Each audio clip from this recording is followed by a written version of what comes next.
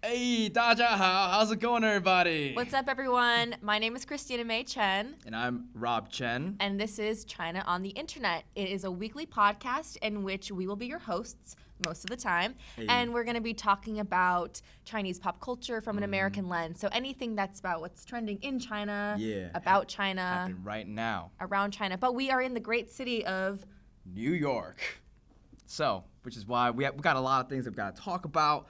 But, before we get into any of this, what should we let people know about us? So this is a weekly podcast, actually. Or should we talk about ourselves first or the podcast first? Duh, about ourselves. Okay, we'll talk about ourselves First of all, she says she's Christina May Chen. I said I'm Rob Chen. We have the same last names, but we're not related. Not related. Fun fact about the last name Chen, it is the Chinese Jones equivalent. So it is, That's yes, crazy. It is the fifth most popular last name in all of China. So if you meet a Chen and your friend's last name is Chen, chances are they're not related. They're just a lot of us. There's a lot of us. You can check your yearbooks. We fill up like 2 pages. So we're going to be coming to you every Wednesday. We are on Instagram. Our handle is CHINOSITY News on Instagram, and everything else is just CHINOSITY. It's every Wednesday. It's about 30 to 40 minutes, and we'll be coming to you with just basically the hot stuff that's happening in China. The hot stuff, the best stuff, the greatest. So Rob and I actually went to school together, but we didn't meet when we were at school up in Boston. We met in this little show called Viet Gone, which we just did up in Boston by Quy Nguyen. Yes, fantastic play. For those who don't know, it's just about it's a love story about 2 Vietnamese refugees who meet at a refugee camp in Arkansas. So that's what the play revolves around, and we played brother and sister we played in brothers the play, and sisters. so we got pretty tight. Yeah, it was fun. That was fun times, So while we were at school, we didn't meet because Rob was busy dancing and I was doing cheerleading. So we never really crossed paths, but Viet Gone brought us together, which is pretty awesome. Mm-hmm. So yeah. And Christy, may I ask, where are you from? A loaded question. Loaded question, right? My dad is Chinese and my mom's American, and I grew up in Beijing, China. So I consider myself pretty mixed all around, but definitely Chinese. Word. Yeah. What about you, Rob? So both my parents are from southern China in like the Guangdong province. And then they came here in 1988 and 1990 in America, and then I was born in New York. So I'm a full-blown ABC. I speak Cantonese. If you want anything in a dim sum restaurant, I got you. Mandarin, I'm like okay at, but I could guarantee that my sister Christy can speak it way better than I can. Maybe just a little bit. A little bit. Yeah. So what we're going to be talking about on this show is mostly going to be the stuff that's happening in China and all the stuff you can find on WeChat or Weibo. So, Rob, what is WeChat for people who don't know? So for those who don't know, WeChat is this souped-up app where pretty much there's iMessage, WhatsApp, Google Maps, Uber, Venmo, just all these different types of apps. Facebook. You could blog, you could pay people, you could do so much stuff on this one thing, and it's called WeChat. And in Chinese or in Mandarin, it's called Weixin. And people in China use this app as basically their Bible for everyday stuff because, as most of you know, when you're in mainland China, you don't have access to things like Facebook or Instagram or Twitter or YouTube. Snapchat. No YouTube. But there is this thing called Youku, which is the Chinese version of YouTube. Yep, pretty much. Yeah. Yeah. We should put this on Youku.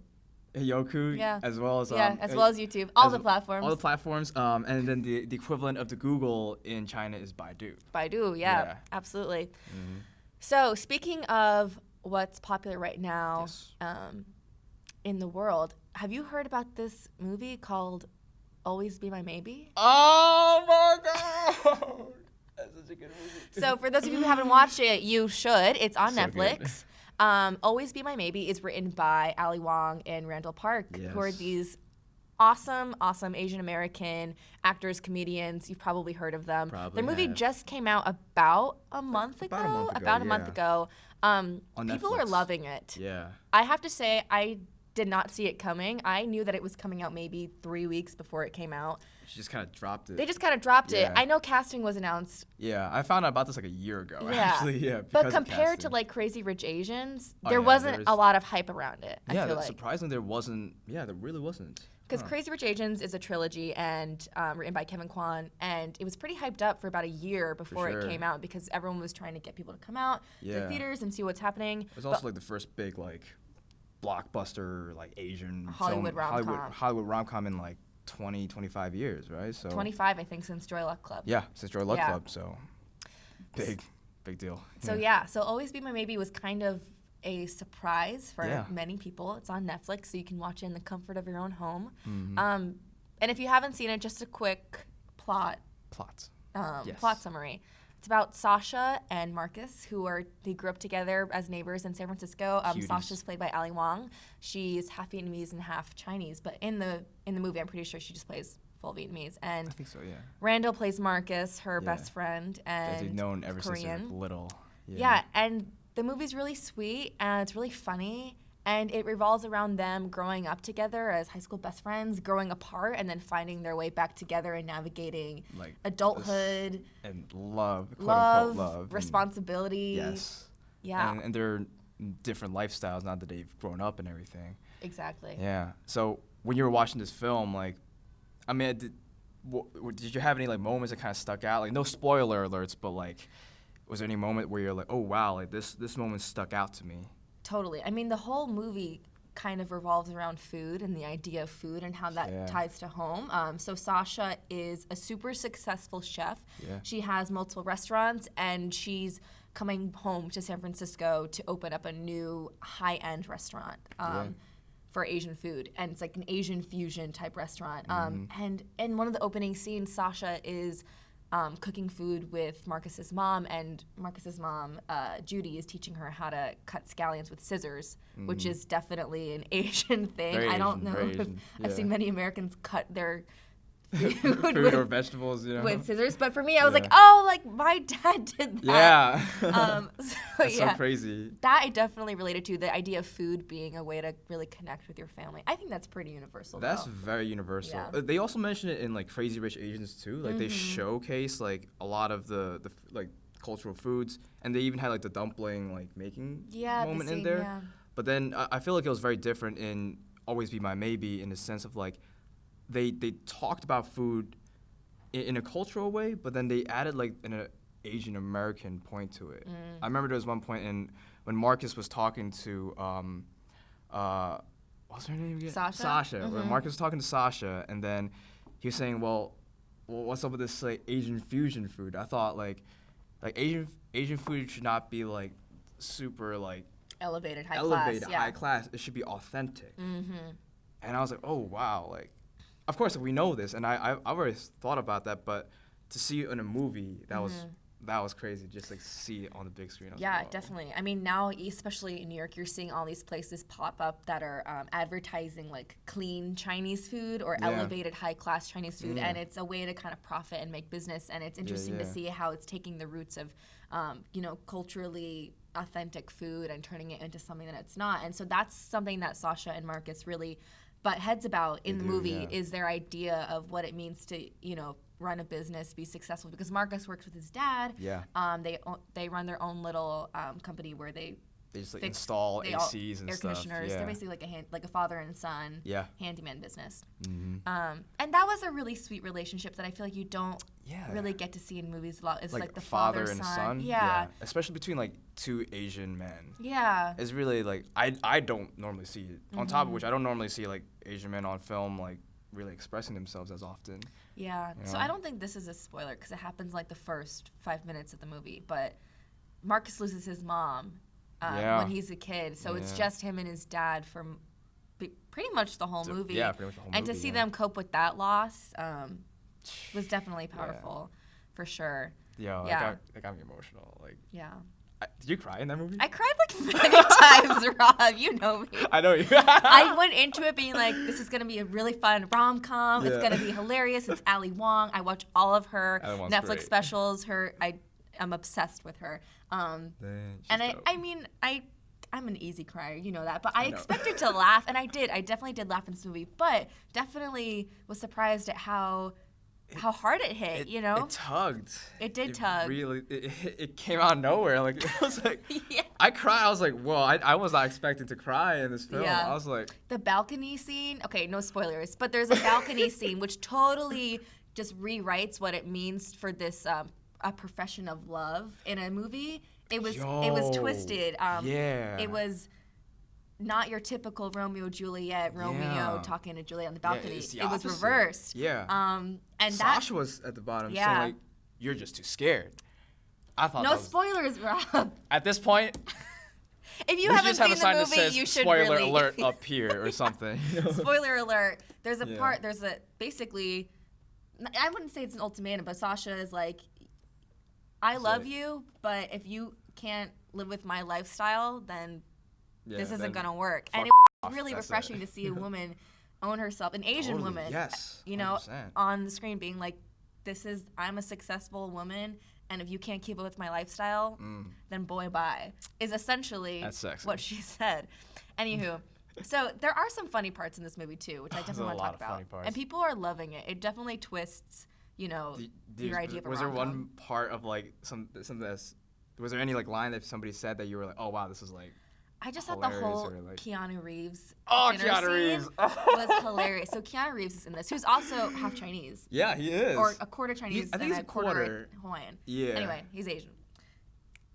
And he's in this movie as Sasha's like love interest. Yeah. And he plays as Keanu Reeves. He plays himself, which is amazing. Yeah. The whole scene where they're having dinner and they're having this like elevated meal, which costs I think $4,000. So much money.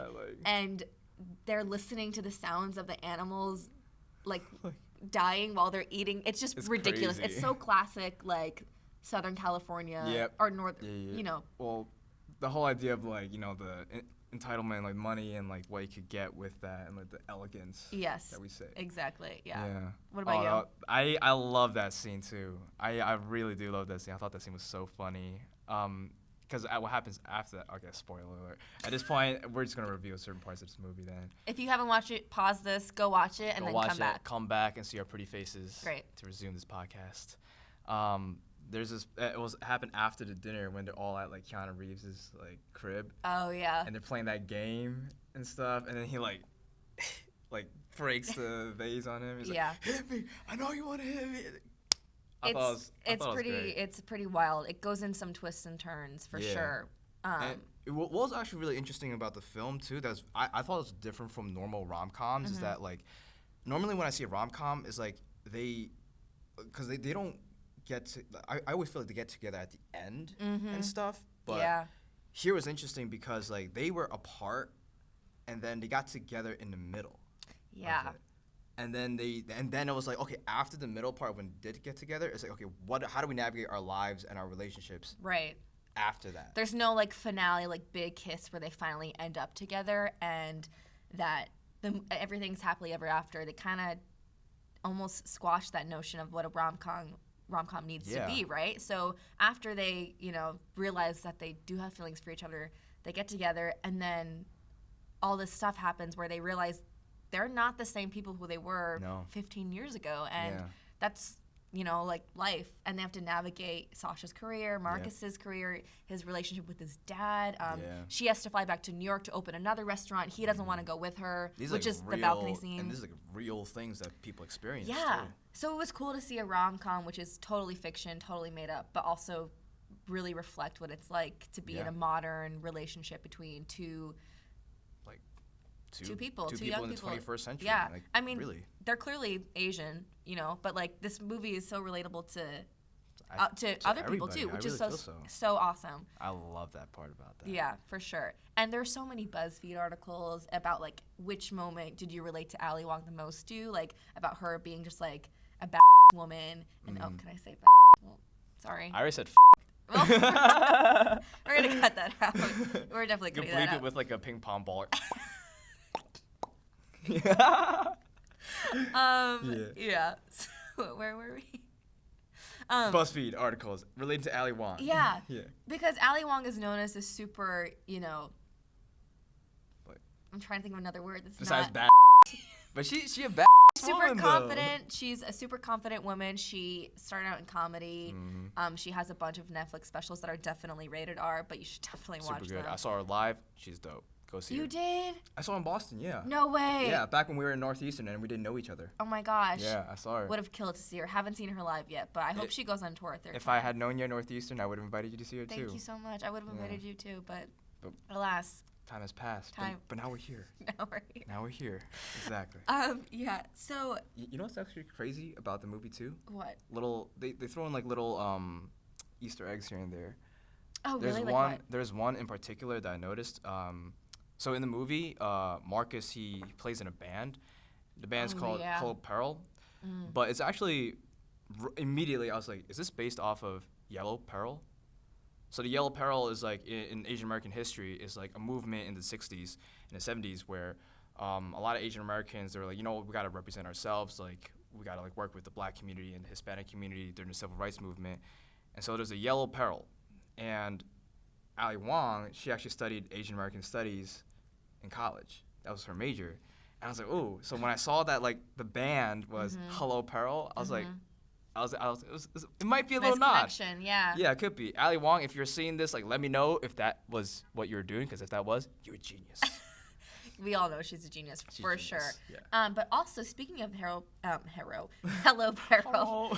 Speaking of, you said yellow, so that's what I thought of. So, one of the raps that Marcus does in the very beginning, when they're at the when the band is playing, he's talking about gentrification in San Francisco, and it's a bop for sure. Ali is like definitely like grooving. The whole audience is loving it. But what he's saying is about, gentrification. in San Francisco and how people are being pushed out because the rent is ridiculous. Quite frankly, too damn high. And I noticed that immediately, and I was like, I wonder if people are catching on to this because it's happening so fast. It's a rap. So, so that was also really cool to see. I didn't pick it up like right away. Actually, I didn't pick it up until like maybe like one of their other songs that they had. The music is pretty fire in this movie. It's pretty fire. It's like fun. I would say all around, I would give this movie a 10 out of 10 because it did what I love about movies, which is that it surprised me.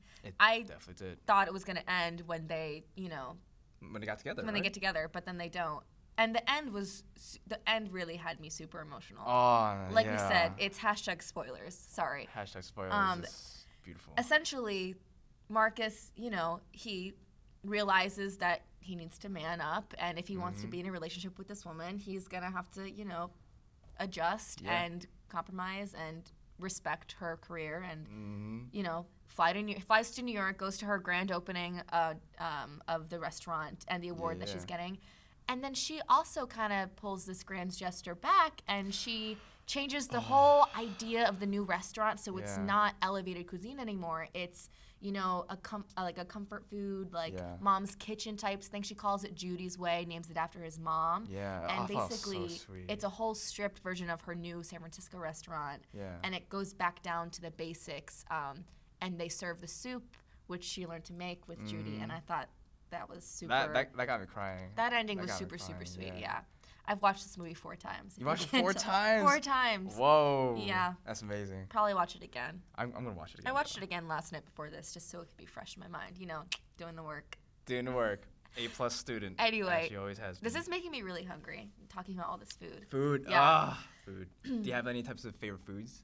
Yeah, absolutely. So I grew up in Beijing, China. So I was surrounded by a plethora of food, not just Chinese food, really good Thai food, really good Indian food, even really good Mexican food when I was there. I didn't really have, the traditional like American dinners like chicken and broccoli and mashed potatoes. That was never really in my household rotation of dinners.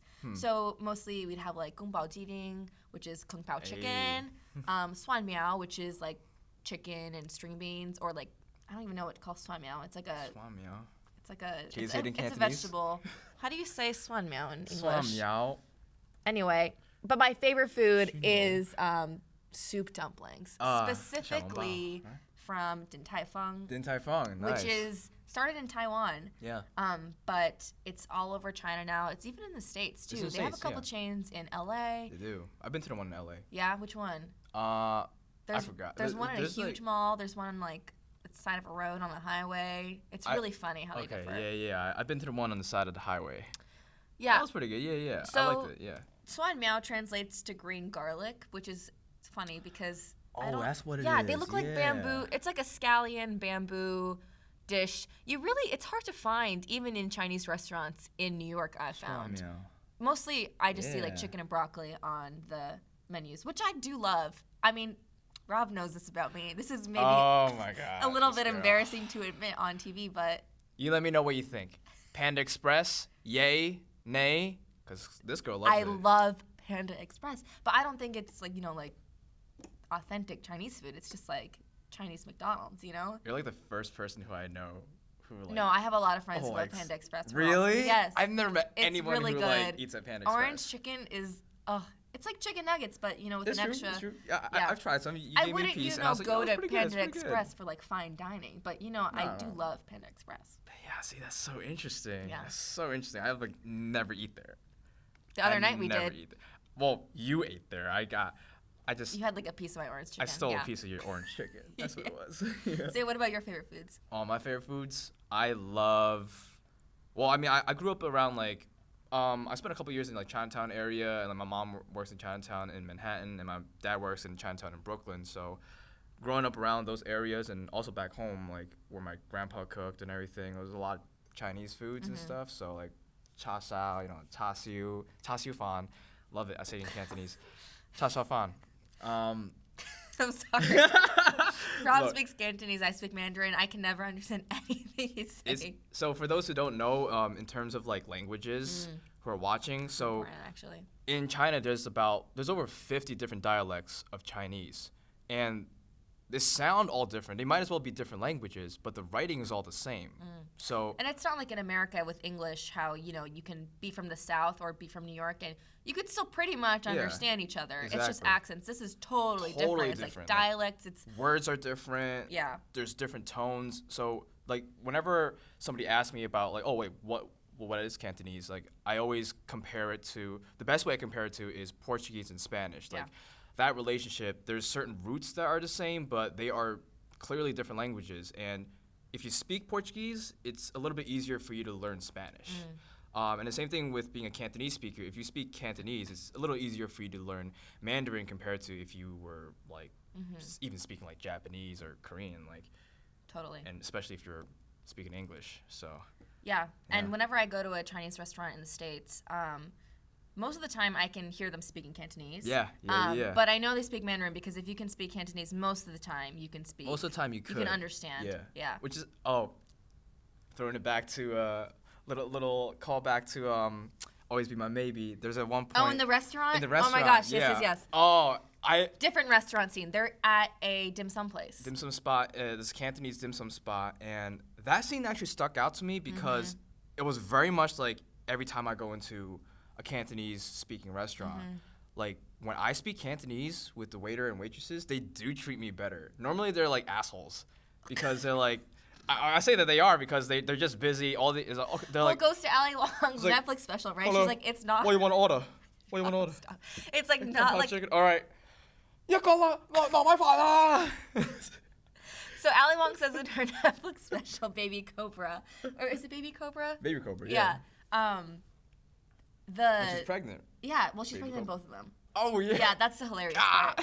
She's basically saying the smaller, the dirtier, the sketchier the restaurant, the better the food is gonna be. And basically bad service equates to better food. Yeah. She's like, if a Chinese grandma's not yelling at you in the bathroom, the food's not gonna be good. And you totally kind of see that in this movie because although it's like a nice dim sum place, like it's not dirty by any means, but like if you speak the language, you're gonna get the hookup. Yeah, Because they end up getting like a free dish, and then Sasha, Ali's character, tries to take it, and then the waiter is literally like, no, and gives That's it to funny. Marcus because Marcus knows how to speak Cantonese, even though Marcus is Korean, I know. which is crazy, but totally accurate. Yeah, it very much is Yeah. like that. I used to even when we're at Northeastern and we're at the dining hall, there were a couple of Cantonese speaking ladies who worked at like. They spoke Mandarin too. See, they spoke Mandarin, but they're Cantonese. Yeah, I know. At heart, they're Cantonese. So I go up to them like, hey, 小姐好啊，你點啊, and everything like that. And they'll be like, hey, you should, if you want to cut the line, I can help you cut the line. I'll get your food ready like here. And you know what it is? Because you remind them of home. Aww. And that's kind of what Always Be My Maybe is about. Home. She's going home to open this restaurant, but she's going Yeah. home and she's kind of reconnecting with her old self. She is, yeah. Finding her roots, why she Steph. loves food in the first place. So her character Sasha was always left home alone. Her parents worked a lot to support them, so she was always having dinner by herself. So she would make food to, pass the time. And then Marcus would invite her over for food when they were kids, and she says at the end of the movie, she said, "This is what home is." She's like, "This is your mom. I wanted to make something for my patrons that would make them feel at home." And she says, "Dino, the way that your mom made me feel." And that part totally got me, because food is such an essential part of so many people's lives, but especially, especially in Asian culture. Especially in Asian culture. Yeah. There's even so much to a point of like mannerisms too. Like, we mentioned it before, like back when we were doing Vietnam, but like even communicating with our parents, like I don't normally say like "I love you" to my mom and dad. Like it actually it's actually almost not normal, and it kind of feels weird. Instead, like I'll ask them, "Hey, have you eaten? Have you eaten yet?" Or your dad will text you, "Are you coming home for dinner tonight?" Are you coming home for dinner tonight? Yeah, which is his way of asking you, "How's your day? Are you okay? Yeah. Are you alive?" Yeah, I'm like, why do we always gotta be so like? I mean, if we're talking love languages, I think food is definitely that's a love language here. Most Asian people. Definitely not spoken. Yeah, it's served. Definitely food. Yeah, served on a platter. So it's kind of cool that this movie really highlights that, and it's taken a while for Hollywood in general to kind of realize that these stories are out there, and that they're gonna. I mean, people have been telling their own stories for years and years, but we're really hitting the ground running, which is really cool. So Rob and I are both actors. In case you didn't know. In case you couldn't tell. Yeah. And we're really excited about some upcoming movies. Ooh, so I'm gonna switch gears for us a little bit. So talk about big hype. The live action Mulan movie is coming out in 2020, which is next year, which is crazy because I remember seeing the casting notices for this in like 2016. Yeah. When we were in school. So that's coming out soon. Yeah. I'm excited. Wow. There's this is gonna be. I've always wanted to see like Mulan be turned into something. It's gonna be a little different, I think. It would be I think without the musical aspect. Which I'm a little upset about. I mean, it's okay. A Girl Worth Fighting For is amazing. And she also does musical theater. I just sometimes do music. I dabble. You dabble, right? But the music in it is pretty awesome. I love like Let's Get Down to Business. That was my workout song. Anyway, so I think what might be cool to talk about a little bit is the origin of Mulan, because a lot of people don't know where the story came from. Where so? Because it's originally a Disney. It is a Disney movie, but it comes from a Chinese myth. And from an actual myth. So there are Mulan has two different names. One's Fa Mulan and one's Hua Mulan, and the Hua means flower, and the Fa is just another version of that last name. So there's really big significance to her last name being Hua, though, which I think is what they're gonna do in this new movies. Hua? I think they're gonna change it back to Hua, which I think is cool because the whole lotus, the theme of the lotus and the flower, is really prevalent in the movie, and I think that's awesome. Wow. Yeah. Who are like? Do you know like some of the people that are like already in the movie? Yeah. So Mulan's being played by Chinese actress who's in a lot of soap operas. She's really, really big in China. Her name is Liu Yifei, and she is super awesome. She's trained in martial arts. So I'm wondering if she's going to have a stunt double, because I feel like she could just do all of it. She probably just do it. Yeah. Like, Jet Li is in it. Jet Li. Rosalind Chow. If any of you seen Freaky Friday, which is a huge throwback with Lindsay Lohan and Jamie Lee Curtis, she is one of like the family members of the restaurant. I think Donnie Yen's also in that film too. Well, a dude who worked on a Company One show, shout out to Company One, which is the company that we just worked at for Vietcong, is in it because they showcased a video where he was like, "Hey, from the set of Mulan in Hawaii," and we were like what? So that was really cool. Oh. Yeah. There will be, I know for a fact there is one character that's going to be in it. What character? The cricket. Yes. The cricket's going to be in it. It's going to have dialogue. Well, they're cutting Shang, which to me is a little bit like... What, they're cutting Shang? Yeah, I know. How could they cut Shang? I don't know. I don't know how they're going to do it. I really don't know. I wish I knew. I can't wait. You Hollywood guys. Anyway, this movie, I hope it does well in China. Because weirdly enough, movies that do well in the States, not weirdly enough, it makes sense. Movies that do well here about, Asian people, Chinese people, like Crazy Rich Asians didn't really do, it wasn't in theaters in China because I was there when it came out. I think there was at one point, but it was maybe very, in like Beijing, like yeah, maybe it in was like very the big brief. cities. And also it wasn't received that It wasn't well. received very well, Yeah. which is weird because movies like The Great Wall, starring Matt Damon, was received super, super well Yeah. in China, which is starring, you know, a So, white dude. I feel like the reason why is because Crazy Rich Asians kind of puts the stereotype of foreign Asians as just being really snobby and rich. New So money, yeah. with like the new money type, you know, because like in Asia, all over Asia was like, really poor for like a long time, Yeah. all throughout the 20th century, until really like 1990s onward. Then the economy got really, really good, but there's that stereotype of them being like, oh, okay, you know, this is how we do things and everything. So I feel like when they're watching themselves on it, especially with someone like, you know, Michelle Yeoh and everything, they're like, well, that's not really a representation of us. Interesting. Versus like something like the Great Wall, which is not in the 21st century. It's like some ancient mythological thing. I think, and they have like a pretty star-studded cast in there, aside from like the American actors. They also had like Asian actors in it too. Like Wong Hong's in it. That's true, yeah. So maybe for at least from as an Asian American looking at this, I'm like, well, I can see why they feel this way. And I have friends who are like in Hong Kong and in China, they're working, and they're like, yeah, like they feel like it's not really the full representation of them.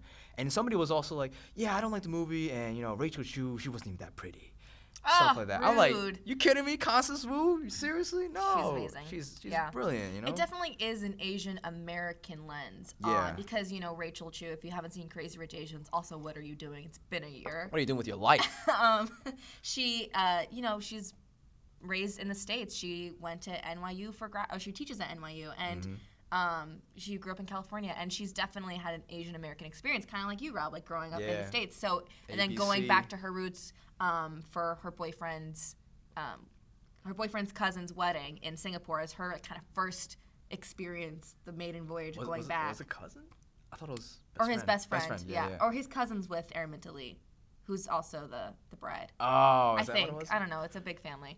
I'm gonna have to. Anyway, it's different from the search it books up. too. I read the Yeah. books way back when, Oh, and it's wow. a little different from the books. I gotta get up on the books. But yeah, other movies that did really well, like The Incredibles, did super well in China. The Yeah. third one or the second one that just came out Third last one. summer. Oh, yeah, Incredibles. It was the 2, second yeah. one. I just Second saw it one, with yeah. my dad last summer, which You was see really it in fun. Chinese? We saw it in Chinese because we went to a theater in In China. China. And Spider-Man is doing super well, like the new one. Wow. Also doing really well. It's like animated live action. So I think action movies tend to do, because like The Great Wall is an action movie, film. essentially. Yep.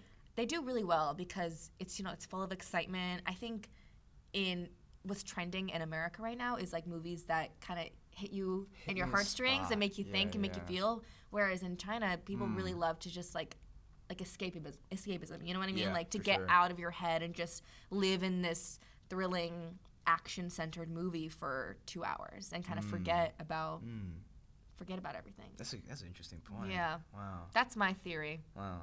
There are some interesting movies Yeah. too that are coming out too. Well, speaking of pulling at your heartstrings, you want to talk about The Farewell? Farewell. So Farewell is a movie starring Awkwafina and also a very star-studded cast too. And so pretty Who much was in Crazy Rich Asians? Awkwafina. Awkwafina is and also in started Crazy out- Rich Asians. Rap artist. And she started out as rap artist in New York City, Queens. Queens. Holla, holla. You know what I'm saying? Awkwafina, hit me up. She started out as a rapper, and then she blew up with a couple of like viral songs, and then she landed a dope gig doing Ocean's 8. And then after that, it was Crazy Rich Asians. She did a couple things before Ocean's 8 too. Oh yeah, Like no. small things, but Small she was things, definitely no. around. Yeah. But then she definitely blew up with Crazy Rich Asians. Crazy Rich Asians that just solidified her. Now Yeah. I could honestly say that she is definitely like an Asian American celebrity. Totally, totally. I don't want to like put the label of Asian American. Like she's just a celebrity at this point, but I think it is something to make a point that she is like an Asian American celebrity too, because there's just not that many. I mean, to yeah, begin I think with, we you all know? look up to her for sure because her 100%. route to her path is so unique in the Very way unique, yeah. that she, you know, like got to stardom. Not that that was ever her goal, I think, but Mm-hmm. she just kind of made work that was interesting to her and important to Yeah. her, and now she's doing awesome killing projects. it. And her range is crazy She's so because I haven't talented, seen yeah. this movie yet because it only just came out Or it's coming out. It's coming out. It was at Sundance. It was at no? Sundance. Yeah, the farewell. Premiered at Sundance. I think it's coming out in July officially. Yeah. But the trailer was really. I was about to cry It was when I was amazing. watching the trailer. Basically, the storyline, from my understanding, is I haven't seen it. Is her character's name is Billy, and she lives in America with her family. She's Chinese, Chinese American, and they are returning home to the mainland in China to say farewell to her grandmother who's passing away, but the only person who does not know that the grandma is terminally ill is the grandma herself. Yeah, that's the crazy part. The big reason that they're telling the grandma that they're all coming home is because of a wedding, and the wedding was basically, it's a planned. Yeah, it's planned. It's a planned wedding to get all the family together so that the grandma can see everyone for one last time, and it's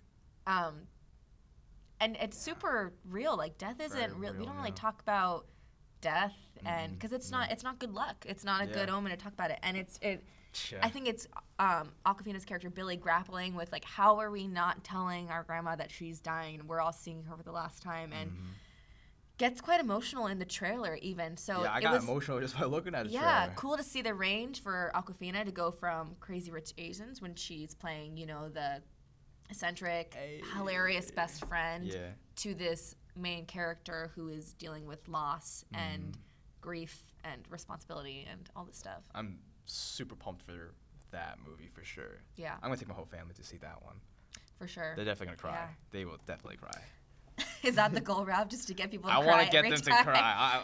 At least my parents. To look within to see. look within to see. Yeah. Anyway, we only have a couple minutes left, so. Word. Only a couple minutes left, so, I guess. We could wrap up by talking about what we're gonna talk about next week. Yeah. There's also like we said again at the beginning of the podcast, it's something that we have like every Wednesday, and so if you follow us on social media, you'll catch up on everything that we do. If there are any topics that you want us to talk about, yes, like let us know. Hit us up, in like the comments, subscribe. Do all the links and everything. Yeah, on Instagram we're CHINOSITY News, or you can go to CHINOSITY.com or CHINOSITY on YouTube. We'll see about getting it on Yoku. I don't know if that's a thing. I don't know how to do that. Or you can follow us on Instagram. I'm Christina May. And I'm Rob Chen here. Yeah, so let us know. Send us slide into our DMs. Slide into our DMs. Slide into our DMs. Let us know, or comments. Let us know what kind of topics you want us to talk about. Yeah. For next week, certain things that, at least I'm very excited to talk about is also 88 Rising. So for those who don't know, 88 Rising is like, I guess you could say is like a new wave of Asian artists, especially within R&B and hip hop. They're an entertainment company as a whole. Yeah, an entertainment company as a whole. They do like amazing visuals, and their music is phenomenal. And actually, last year, I'll talk about it more next week. But pretty much, they got to a point where like they won Artist of the Year in China last year, which is huge. And so now they have like new music that they're coming out. So to be recognized not only in the States but also in China. Also in China. Pretty cool. That's a hard feat to do. That's hard. That's because, very hard. as we've said, things that do well in the States don't necessarily do well in China, and vice versa, which is super interesting. Something that I didn't realize until I moved to America. Yeah. Oh, wow. Yeah. Dang. Anyway. There's a lot that we can talk about. It's been real, Rob. Our first podcast. Yeah, let us know what you want to talk about next week. If you have any questions for us. Yeah, let us know about that too. Yeah. What you didn't like. Watch Always Be My Maybe and Crazy Rich Asians if you have not yet. We're super excited for the farewell. Yeah. Check it out in July. Cool. All right, it's been real. Thanks for tuning in. See you next week.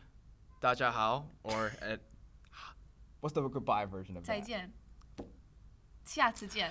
See you next time. 下次见. Yeah. 下次. Hey, I'm learning like you're learning right here.